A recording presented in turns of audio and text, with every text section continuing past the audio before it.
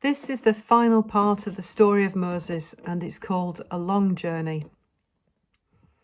"We're hot," the people complained. "We're hungry," they moaned.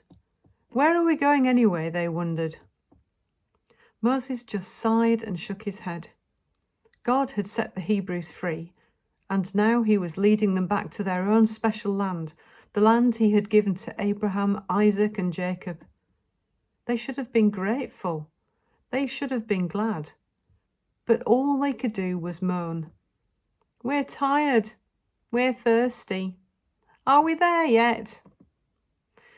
So Moses prayed to God, and God answered.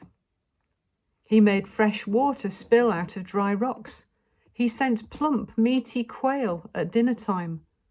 And for breakfast, he covered the ground with sweet white flakes.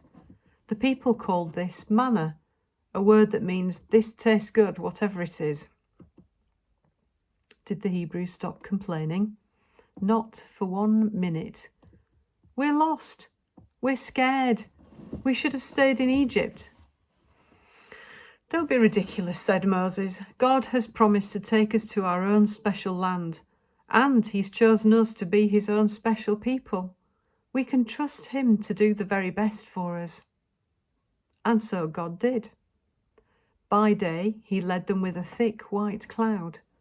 By night, a flaming torch, and he showed his people the way through the wilderness.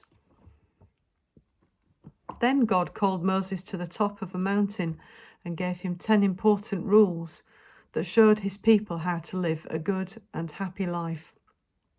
We call them the 10 Commandments.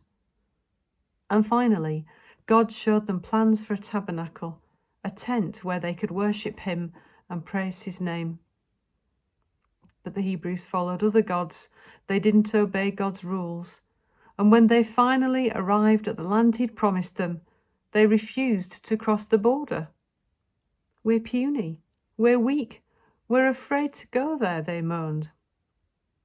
So God sent them back into the wilderness and told them that they must wander there until their children were grown. 40 years passed. The children grew up.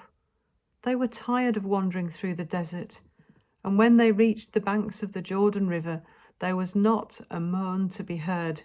All they could do was cheer. "We've arrived! We're here! We're home at last!" And God's people crossed over to the promised land.